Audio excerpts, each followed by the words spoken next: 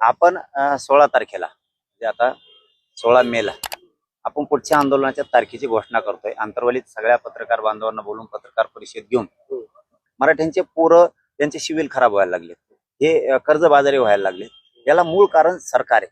म्हणून सारथीपासून तर अण्णासाहेब पाटील विकास महामंडळापर्यंत आणि तिथपासून ते हैदराबादचा JR निघालाय, ते कुणबी प्रमाणपत्र वाटप करण्यापर्यंत त्यांनी अंमलबजावणी केली, ठीक, पण कुणबी प्रमाणपत्र वाटप होत नाहीत। त्याबद्दल आता पोरं जून मध्ये ऍडमिशन आहे पोरांची मराठ्यांच्या, मग त्यांचे कुणबी प्रमाणपत्र द्यायचे, व्हॅलिडिटी द्यायच्यात, हे सरकार जाणून बुजून देत नाही।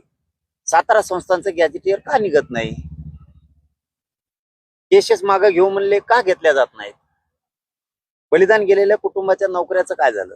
MIDC देऊ बोलले ना तुम्ही, तो JR निघाला नाहीये, विद्युतचा JR निघाला नाही।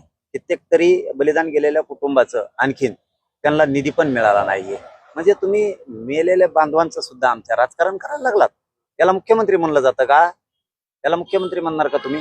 म्हणूनच या सगळ्या विषयावर फायनल तुकडा एक घाव घालायचं ठरवलंय आणि या राज्यात खूप मोठं आंदोलन उभा राहणार आहे। त्याची तारीख आता आम्ही 16 मेला आंतरवालीत पत्रकार परिषद घेऊन तारीख